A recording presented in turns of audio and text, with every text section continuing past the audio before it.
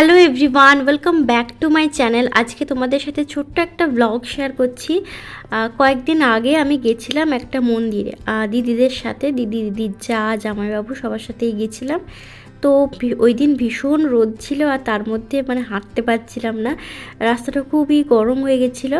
তারপরে ওখানে মন্দিরের আশেপাশে একটা পুকুর ছিল, ওটা মন্দিরেরই পুকুর। তো ওখানে গিয়ে সবাই হাত মুখ ধুলাম।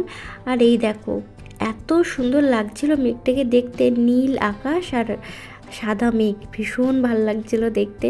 তারপরে সবাই হাত পা ধুয়ে আমি একটু মাথায় জল নিয়ে নিলাম আর কি, যেহেতু শুদ্ধ হয়ে যেতে হবে মন্দিরের ভেতর। তারপরে সবাই মিলে গেলাম ভোগ কিনতে। ওখানে আশেপাশে অনেক ভোগের দোকান ছিল, কিন্তু তার মধ্যে থেকে একটা দোকানে গেলাম। অনেক রকমই ভোগই এখানে রাখা হয়েছে। আর আজকে আমি ওই দিন আমি প্রথমবার দেখলাম বাতাসা কীভাবে বানায়। এটা একটু বোকা বোকা শোনাচ্ছে জানি, অনেকেই সবাই হয়তো জেনে থাকবে যে কীভাবে বাতাসা তৈরি হয়, কিন্তু আমি জানতাম না। আমার মনে একটা কৌতূহল ছিল যে বাতাসার এই শেপটা কীভাবে আনে, কীভাবে তৈরি করা হয়। কিন্তু ওই দিন আমি দেখতে পেলাম আর ভালোও লাগলো আর কি, আমার এক্সপিরিয়েন্স হয়ে গেল। আর এটা শুকিয়ে গেলে এখানে তুলে নেওয়া হবে। সবাই যেন অনেক বাতাসা তৈরি করেছে। তারপরে আমরা সবাই পুজোর জন্য যা যা লাগবে সব কিছু কিনে নিয়ে ভেতরে গেলাম। এইটা হচ্ছে মেন মন্দির, শিব ঠাকুরের মন্দির, আর ভীষণ জাগ্রত। এর আশেপাশে দুর্গা মন্দির, কালী মন্দির, রাধাকৃষ্ণের মন্দির, অনেক মন্দিরই আছে, কিন্তু দুর্ভাগ্যবশত কোনো মন্দিরই আমরা ঘুরতে পারিনি, তার কারণটা বলছি। আর এই সাইডে আছে হচ্ছে রাধাকৃষ্ণের মন্দির, আমি একটু দর্শন করে প্রণাম করে তারপরে মন্দিরে গেছিলাম। আর ভেতরে এটা হচ্ছে ভেতরে ঢুকলাম আর কি মন্দিরের। তারপরে একদম মেন মন্দির যেটা, সেখানে এবার ঢুকবো।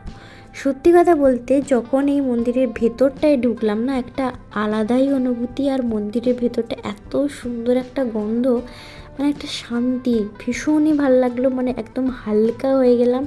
আর এই হচ্ছে সেই ঠাকুর, ভীষণ জাগ্রত। কথায় আছে যে প্রত্যেক বছর নাকি একটা ধান যত বড় হয় তত বড় নাকি হয়, বাড়ে শিবলিঙ্গটা। আর জানি না কতটা সত্যি আছে, বাট সবাই এটা বলে থাকে। তারপরে এখানে আমরা পুজো দেব। আর তার আগে অনেকেই এসেছিল পুজো দিতে। আর সত্যি কথা বলতে অন্যান্য দিন অনেক ভিড় হয়, সোমবার কিংবা কোনো ভালো দিন থাকলে এখানে প্রচুর ভিড় হয়, কিন্তু ওই দিন ভাগ্য করে গেছি আর কি, কোনো ভিড়ই ছিল না, মোটামুটি কয়েকজন ছিল আর কি। আমরা একদম ফাঁকায় গিয়ে পুজো দিয়ে চলে এসেছি। আমরা অঞ্জলিও দিয়েছিলাম, ঠাকুরমশাই বললো পুজো যখন দিচ্ছ অঞ্জলি দিয়ে দাও। তারপরে সবাই মিলে আমরা অঞ্জলিও দিলাম। ভীষণ ভালো পুজো হলো, একদম শান্তি করে ভালো মতো পুজো দিয়েছি, কোনো তাড়াহুড়ো ছিল না আর কি।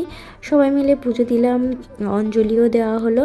তারপরে প্রসাদ সব নিয়ে ঠাকুরমশাইকে দক্ষিণাও দিতে হয়েছে আর কি। যাই হোক, তারপরে সবাই মিলে চলে এলাম। আর এখানে অঞ্জলি হয়ে গেছে। আর এই জামাটা আমি পরে গেছি না, একটা শাড়ি পরেছিলাম যাবো বলে, কিন্তু ওরা বেরোতে এত লেট করলো আর এত গরম হয়েছিল, আমি রেগে মেগে সব খুলে দিয়ে এই কুর্তিটা হাতের কাছে ছিল ধোয়া, এটা পরেই আমি চলে গেছিলাম।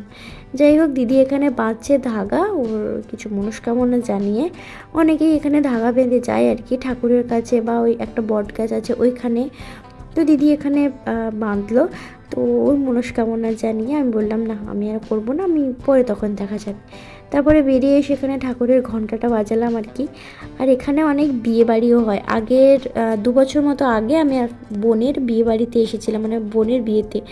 এখানে একটা বড় জায়গা আছে, এই জায়গাটা, তো এর সামনেই ঠাকুরের সামনেই বিয়েটা হয় আর কি।